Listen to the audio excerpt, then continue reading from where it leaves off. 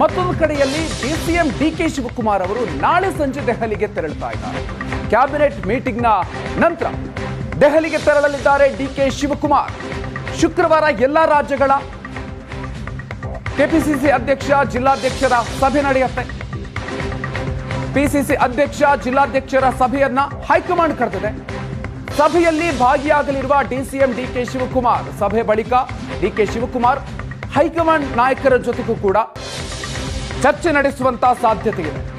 Once again honey trap ಪ್ರಕರಣದ ವಿಚಾರವಾಗಿ ವರಿಷ್ಠರ ಜೊತೆಗೆ ಡಿಕೆ ಶಿವಕುಮಾರ್ ಚರ್ಚೆ ನಡೆಸುವ ಸಾಧ್ಯತೆ ಇದೆ. ಸಚಿವ ರಾಜಣ್ಣ ಹನಿ ಟ್ರ್ಯಾಪ್ ಯತ್ನದ ಬಗ್ಗೆ ವರಿಷ್ಠರಿಗೆ ವಿವರಣೆಯನ್ನ ನೀಡುವಂತ ಸಾಧ್ಯತೆ ಇದೆ. ಕಾಂಗ್ರೆಸ್ ಪಾಳೆಯದಲ್ಲಿ ರಾಜಕೀಯ ಚಟುವಟಿಕೆಗಳು ಸಾಕಷ್ಟು ಚುರುಕು ಪಡ್ಕೊಳ್ತಾ ಇದೆ. ಡಿಕೆ ಶಿವಕುಮಾರ್ ಅವರು ದೆಹಲಿಗೆ ತೆರಳುತ್ತಾ ಇದ್ದಾರೆ. ಈ ಸಂದರ್ಭದಲ್ಲೂ ಕೂಡ ಹೈಕಮಾಂಡ್ ಜೊತೆಗೆ ಚರ್ಚೆಯನ್ನ ನಡೆಸುವಂತಹ ಸಂದರ್ಭದಲ್ಲಿ ಹನಿ ಟ್ರ್ಯಾಪ್ ವಿಚಾರ ಕೂಡ ಬಹಳ ಮಹತ್ವವನ್ನು ಪಡ್ಕೊಂಡಿದೆ. ಆ ವಿಚಾರವಾಗಿ ಚರ್ಚೆ ನಡೆಸುವಂತಹ ಸಾಧ್ಯತೆ ಕೂಡ ಇದೆ. ಮಾರುತೇಶ್ ಇದೀಗ ನಮ್ಮ ಜೊತೆ ಮತ್ತೆ ಜಾಯ್ನ್ ಆಗ್ತಾ ಇದ್ದಾರೆ. ಮಾರುತೇಶ್, ಡಿಕೆ ಶಿವಕುಮಾರ್ ಅವರು ದೆಹಲಿಗೆ ತೆರಳುತ್ತಾ ಇದ್ದಾರೆ. ಕ್ಯಾಬಿನೆಟ್ ಮೀಟಿಂಗ್ನ ನಂತರ ದೆಹಲಿಯಲ್ಲಿ ಎಲ್ಲ ರಾಜ್ಯಗಳ ಪಿಸಿಸಿ ಅಧ್ಯಕ್ಷ ಜಿಲ್ಲಾಧ್ಯಕ್ಷರ ವಿಚಾರವಾಗಿ ಸಭೆ ನಡೆಯೋದು. ಸೊ ಏನೇನು ಡೀಟೇಲ್ಸ್ ಇದೆ? ಅದಾದ ನಂತರ ಹನಿ ಟ್ರ್ಯಾಪ್ ವಿಚಾರಕ್ಕೆ ಸಂಬಂಧಪಟ್ಟಂತೆ ಸಾಕಷ್ಟು ಕುತೂಹಲ ಇದೆ. ಈ ಸಂದರ್ಭದಲ್ಲಿ ಡಿಕೆ ಶಿವಕುಮಾರ್ ಅವರು ತಮ್ಮ ವರ್ಷನ್ ತಿಳಿಸುವಂತಹ ಸಾಧ್ಯತೆ ಇದೆ ಹೇಗೆ? ಮಧುಕರ್, ಈಗ ನಾಳೆ ಕ್ಯಾಬಿನೆಟ್ ಮೀಟಿಂಗ್ ಆದ್ಮೇಲೆ ದೆಹಲಿಗೆ ಡಿಕೆ ಶಿವಕುಮಾರ್ ಪ್ರಯಾಣ ಬೆಳೆಸ್ತಾ ಇದ್ದಾರೆ. ಅಲ್ಲಿ ಎಐಸಿಸಿ ನಾಯಕರು ಇಡೀ ದೇಶದ ಎಲ್ಲಾ ರಾಜ್ಯ ಕಾಂಗ್ರೆಸ್ ಅಧ್ಯಕ್ಷರುಗಳನ್ನ ಸಭೆಗೆ ಕರೆದಿದ್ದಾರೆ. ಜೊತೆಗೆ ಜಿಲ್ಲಾ ಕಾಂಗ್ರೆಸ್ ಅಧ್ಯಕ್ಷರುಗಳನ್ನು ಕೂಡ ಸಭೆಗೆ ಆಹ್ವಾನ ಮಾಡಲಾಗಿದೆ. ಹೀಗಾಗಿ ಎಐಸಿಸಿ ಹಂತದಲ್ಲಿ ಸಂಘಟನೆಯ ವಿಚಾರಕ್ಕೆ ಸಂಬಂಧಪಟ್ಟಂತೆ ಅತಿ ದೊಡ್ಡ ಸಭೆ ಆಗಲಿದೆ. ಈ ಸಭೆಯಲ್ಲಿ ಭಾಗವಹಿಸುವ ಸಲುವಾಗಿ ಡಿಕೆ ಶಿವಕುಮಾರ್ ಕಾಂಗ್ರೆಸ್ನ ಅಂದ್ರೆ ರಾಜ್ಯ ಅಧ್ಯಕ್ಷರು ಆಗಿರೋದ್ರಿಂದ, ಕೆಪಿಸಿ ಅಧ್ಯಕ್ಷರಾಗಿರೋ ಕಾರಣಕ್ಕಾಗಿ ಅವ್ರಿಗೂ ಕೂಡ ಆಹ್ವಾನ ಇದೆ. ಅವರು ಸಭೆಗೆ ತೆರಳುತ್ತಾ ಇದ್ದಾರೆ. ಸೊ ಈಗ ಇರುವ ಪ್ರಶ್ನೆ ಅಂದ್ರೆ ರಾಜ್ಯದಲ್ಲಿ ಹನಿ ಟ್ರಾಪ್ ವಿಚಾರ ಬಹಳ ದೊಡ್ಡ ಮಟ್ಟಕ್ಕೆ ಸದ್ದು ಮಾಡ್ತಾ ಇದೆ. ಇದರಲ್ಲಿ ಸ್ವಪಕ್ಷೀಯರು ಇದ್ದಾರೆ ಅನ್ನುವಂತ ಮಾಹಿತಿ ಇದೆ. ಜೊತೆಗೆ ಹೈಕಮಾಂಡ್ಗೂ ಕೂಡ ಈ ದೂರುಗಳು ತಲುಪಿದಾವೆ. ಹೈಕಮಾಂಡ್ ನಾಯಕರನ್ನ ಭೇಟಿಯಾಗುವಂದ್ರೆ ಕೇವಲ ಸಭೆ ಮಾತ್ರ ಅಲ್ಲದೆ ಎಐಸಿಸಿ ನಾಯಕರೆಲ್ಲ ಕೂಡ ಸಭೆಯಲ್ಲಿ ಇರೋದ್ರಿಂದ ವೈಯಕ್ತಿಕವಾಗಿ ಡಿಕೆ ಶಿವಕುಮಾರ್ ಕೂಡ ಹೈಕಮಾಂಡ್ ನಾಯಕರನ್ನ ಭೇಟಿಯಾಗುವಂತಹ ಅವಕಾಶಗಳು ಇರುತ್ತೆ.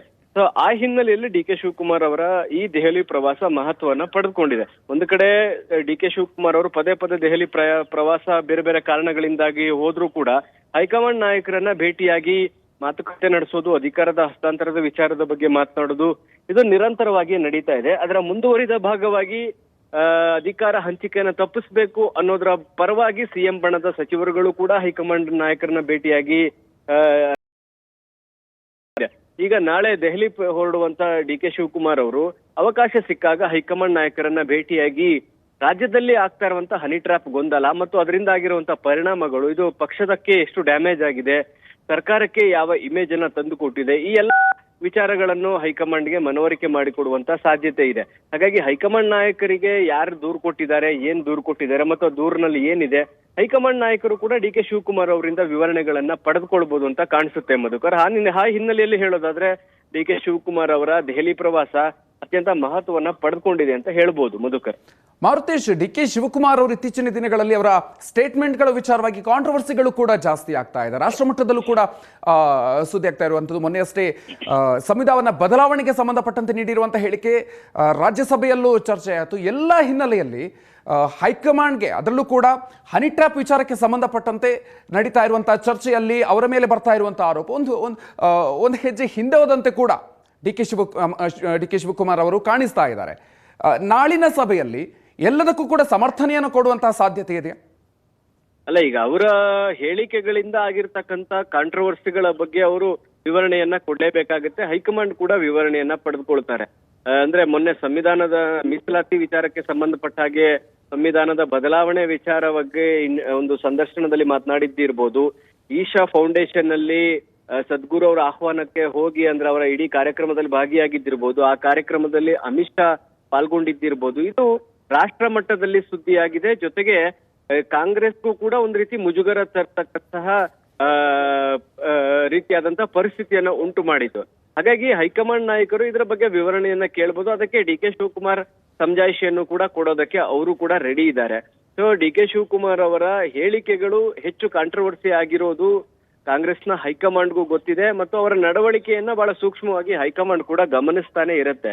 ಸೊ ಈಗ ಸಂವಿಧಾನದ ವಿಚಾರಕ್ಕೆ ಸಂಬಂಧಪಟ್ಟಕ್ಕೆ ಆದಂತ ಬೆಳವಣಿಗೆ ರಾಷ್ಟ್ರ ಮಟ್ಟದಲ್ಲಿ ಕಾಂಗ್ರೆಸ್ಗೆ ಒಂದು ದೊಡ್ಡ ಡ್ಯಾಮೇಜ್ ಆಗಿದೆ. ಯಾಕಂದ್ರೆ ರಾಜ್ಯಸಭೆಯಲ್ಲಿ ಕೂಡ ಈ ವಿಚಾರ ಪ್ರಸ್ತಾಪ ಆಯಿತು. ಬಿಜೆಪಿ ತೀವ್ರ ತರಾಟೆಗೆ ಕಾಂಗ್ರೆಸ್ ನಾಯಕರನ್ನ ತೆಗೆದುಕೊಂಡಿದ್ರು. ಇದು ರಾಷ್ಟ್ರ ಮಟ್ಟಕ್ಕೆ ಮುಜುಗರ ತರುವಂತಹ ಪ್ರಕರಣ ಆಗಿತ್ತು. ಹಾಗಾಗಿ ಈ ಬಗ್ಗೆಯೂ ಕೂಡ ಡಿ.ಕೆ. ಶಿವಕುಮಾರ್ ಅವರಿಂದ ವಿವರಣೆಯನ್ನ ಪಡೆದುಕೊಳ್ಬಹುದು, ಅಥವಾ ಇನ್ ಮುಂದೆ ಈ ರೀತಿಯಂತ ಬೆಳವಣಿಗೆ ಆಗಕೂಡದು ಅಂತ ಹೇಳಿ ವಾರ್ನಿಂಗ್ ಕೂಡ ಮಾಡಬಹುದು ಅಂತ ಸಾಧ್ಯತೆಗಳಿದಾವೆ. Madhukar, okay, thank you Maruthesh ಡೀಟೇಲ್ಸ್ಗೆ.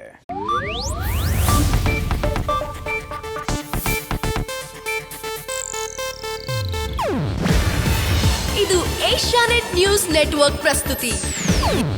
ನೀವು ನೋಡ್ತಿದ್ದೀರಾ ಏಷ್ಯಾನೆಟ್ ಸುವರ್ಣ ನ್ಯೂಸ್.